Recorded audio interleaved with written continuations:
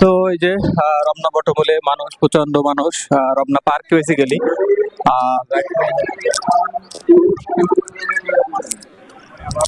তো মানুষজন বাড়বে, তো এখানে মানুষজন হচ্ছে ছবি তুলতেছে বিভিন্ন পোজে। তো সামনে হচ্ছে আমাদের আরো কয়েকজন আছে। তো সব মিলিয়ে হচ্ছে আজকের প্রতি বছরের তুলনায় এবছর আসলে পহেলা বৈশাখটা একটু অন্যরকমের। তো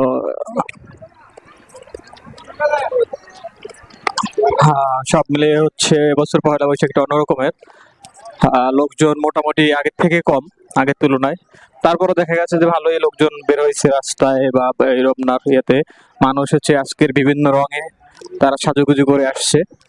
আহ প্রচন্ড মানুষ, যেদিকে তাকাবেন সেদিকেই শুধু মানুষ আর মানুষ।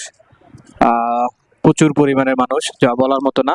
তা সব মিলে হচ্ছে আজকে রমনার পরিবেশটা অনেক সুন্দর।